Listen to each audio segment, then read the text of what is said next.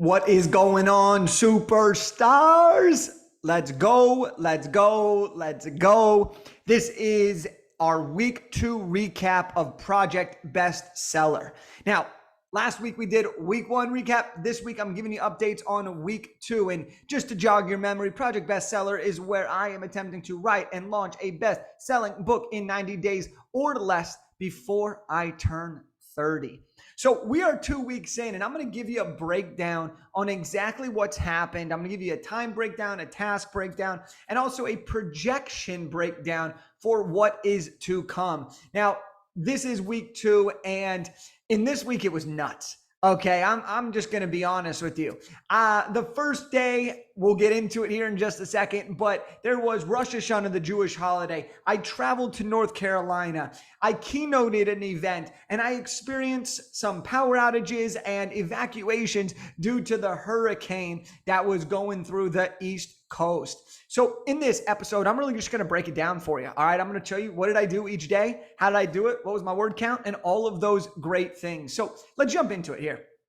All right, and if you want to join and follow along, by the way, and get these in real time, daily updates, text the word bestseller to 661-669-7363. Again, text word bestseller, 661-669-7363. Now, complete side note. I don't know how many of you have text messages or text message marketing going on, but every time I say my phone number for my text messaging, I'm like, oh my gosh, what phone number do I need to give? And it is definitely a trip, but here we go. Let's get back to it. Project Bestseller. Let's talk about it. Let's have a little bit of fun with it. So Monday was Rosh Hashanah. Monday was a Jewish holiday. Rosh Hashanah is the Jewish New Year. And I typically don't work a ton on this day because I want to spend time with my family and friends. And so I made a deal to myself that I was going to write and have one meeting with my assistant, and that was it for the day. So knowing that my day was jam-packed and that I was going to be done working by 11 o'clock at the latest for the day, I grinded in the morning. I came in with a Monday morning mindset of extreme excitement, and I put words onto paper.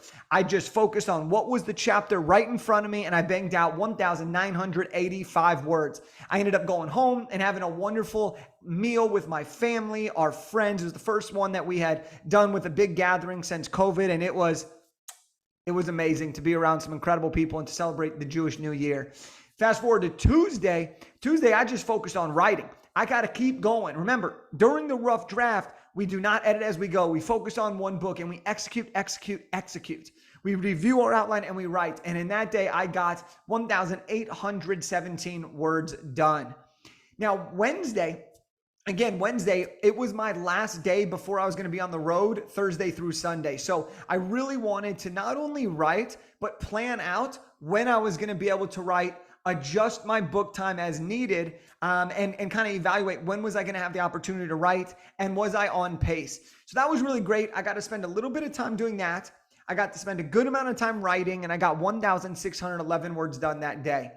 That was also our very first Q&A for all of our Project Bestseller members. So people just like you who have opted in, who have texted the word bestseller to 661-669-7363. And we had our first live Q&A. So I was able to see where they were at in the process. And we have people that are 7 chapters in. We have people that are thousands of words deep. And it's just really, really cool to see where people are at and that they're doing this with me on this journey. It's amazing. So if you want to participate, go ahead and do that because you'll get access to these different live Q&As. Now, Thursday was plane time. So I got on a plane early morning, and what I realized on this plane ride was, I got some work done. I banged out another almost 1,900 words. But what I realized was on the plane, for as much time as I was spending and for as much kind of like groove as I was getting into, there's a different shift in my writing when I'm on an airplane. And so it was really great for me to recognize that since I have a couple more plane rides coming up. And I really just kind of took note because I wanted to make sure, that I was writing still high quality. Was I still feeling it? Was I still feeling good? And I noticed there was a little shift. And so I've taken that into my awareness so that I can evaluate how to move forward when doing that. So if I'm on an airplane, is there other tasks that I need to do? Or can I make sure that I'm just locked in for a certain amount of time before wanting to relax or move on, or before things get too crazy? So that was really great of a recognition to have on Thursday. And then I arrived in North Carolina. So Friday morning was the start of the conference that I was at. My incredible friend, Melissa, she's a LinkedIn expert. She put out an amazing event. It was called Burnout to All Out. She is a incredible person and business owner and entrepreneur. And the first thing that was going on that day on Friday to kick off the event was yoga and breath work at 7 a.m.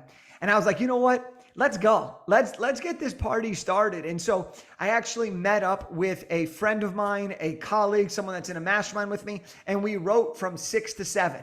All right, we just wrote, we gathered together and we wrote. It was the first time in this process that I've been around somebody else while writing rather than writing in isolation by myself. And I was able to execute. I think part of it was the challenge that I wanted to show the person I was working with that I mean business, that nothing gets in my way, no distractions, and we're just going to execute.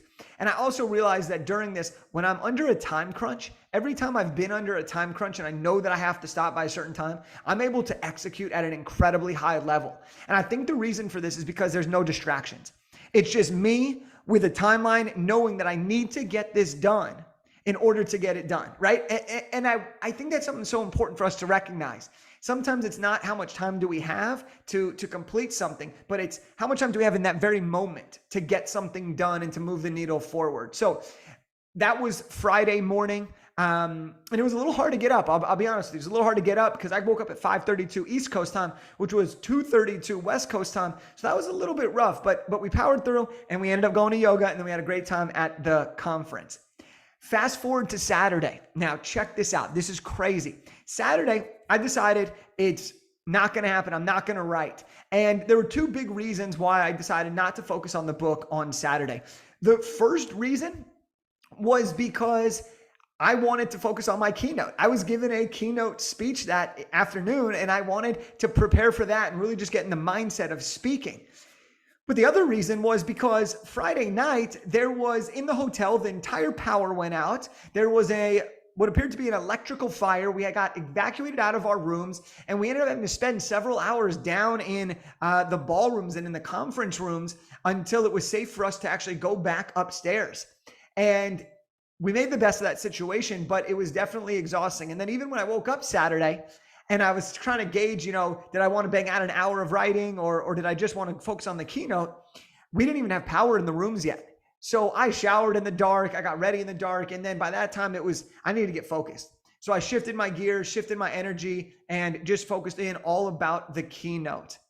Fast forward to Sunday, I have a flight back to LA.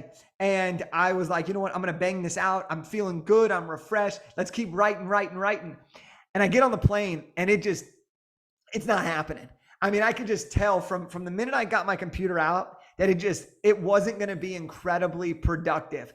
I ended up getting 568 words written, which is a lot lower than a lot of the other days, but I was proud of myself because I still showed up. I said I wanted to write, so I spent a little time writing. It wasn't a lot, but I still built the habit and the muscle of showing up. Now, I don't like to make excuses, okay? But I tried to understand why wasn't I feeling it? And if I wasn't feeling it, would I still be able to finish my book on the pace that I want to finish it on? And so I looked that up and I could still finish it based on the pace that I was going at. But on this plane, I got to be honest, it was really hot. I even asked the flight attendant, I was like, is it just me or is it hot? And she goes, yeah, it's like 76 degrees on here. And unfortunately, where you're sitting in the plane, airflow isn't really great. And I was like, oh, well, that sucks. The person in front of me was not only reclining his chair, but it was reclined so far. And I think he was like pushing it back or something, or really enjoying himself, because I couldn't even get my computer screen to actually go straight up. It was at an angle. And for all my math people, it was at an acute angle. So it was less than 90 degrees. So I was like angled at a bent angle trying to get typing, and I just wasn't feeling it. So I honored it. I honored those feelings. I showed up to build the muscle, but I also honored that feeling of, you know what? This isn't my day. Let's just do the best we can and then let's move on. Let's do something else. Let's relax. All right. Part of this is also staying healthy, trying to create this. So now we're done with 2 weeks.